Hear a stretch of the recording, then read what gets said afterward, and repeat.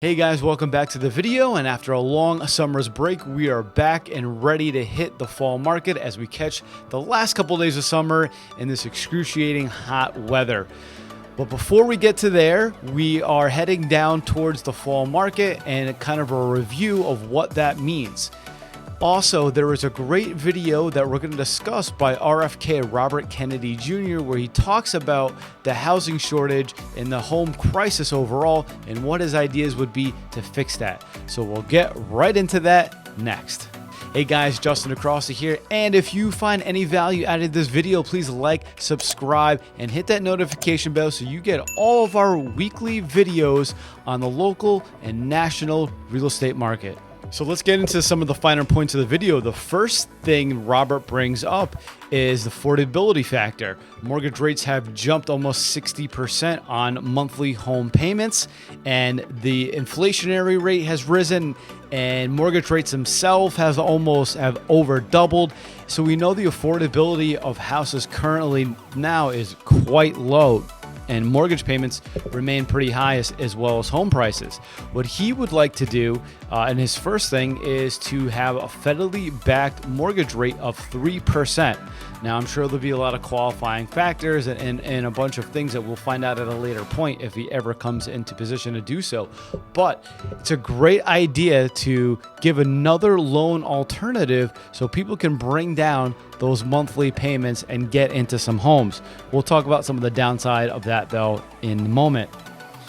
And he says, how is it going to be financed? It's going to be financed by some tax-free bonds. Now that's a little bit over my head, but again, you can watch the whole video in its entirety below. But that's how he's going to create these 3% mortgage rates. Another interesting thing is he only wants these 3% mortgage rates to be available to guys like you and me, families, married couples with children, basically all people, not corporations or businesses. And he's going to write in some tax code to prevent large corporations from swooping in and buying large portions of the available housing. Like we're seeing now, some large companies on Wall Street, BlackRock, although they have pulled back a little bit in recent years, have been buying up a ton of available real estate, thus shrinking the availability of homes and also raising the ability for regular people like you and I to compete in order to purchase these homes. Although that's taken a step back a little bit in recent months, it still has been pretty prevalent, and he wants to put an end to those practices, which makes sense to me. By doing this, by having this 3% monthly mortgage rate, he's going to he would essentially drop mortgage payments about $1,000 per median priced homes. So that sounds pretty good, right? Who would like a smaller monthly mortgage balance? That would be great. And we talked about the tax code for the corporations buying the house.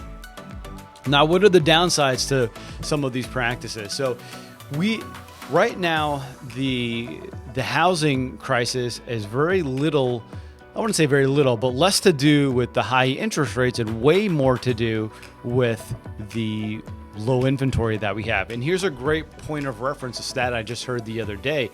Back in the 1980s, on an average year, the market had about 2 to 3 million available homes. Right now in 2023 and going into 2024 very soon, we have an average of 400,000 to 500,000 homes is our medium available home. So that is quite a discrepancy. So it just gives you a little perspective on what the market is like right now. And if you introduce the 3% mortgage rates, what do you think that's going to do? It's going to bring a ton of buyers into the market, which is great. That's excellent. That's what we want. The negative part of that, it's going to bring out a lot of people to the market. And what does that do? It's going to create a lot of competition for homes. And when you have a lot of competition for homes, and we just said the inventory is almost at an all-time low right now. If you have a very high competition and homes become more affordable, the competition raises, but you still haven't solved the inventory problem. What do you think is going to happen to home prices? That's right, they're going to soar. And so we're already seeing a continual raise of home prices year over year. And if a program like this came into balance, home prices would soar even more. I could see them rising 10, 15% in a single year, maybe even higher. Who knows?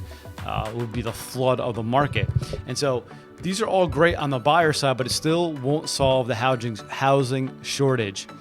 Now, one of the things you'd say is a lot of the people who would like to move but don't want to trade in their 3 or 4% or their low monthly mortgage rate in for a higher one, and are staying in their house longer than they would like to because they don't want to trade out for that mortgage. Those guys, it's going to kind of create a negative balance, because those people are going to be selling a home and then buying one up immediately. There's no net gain there.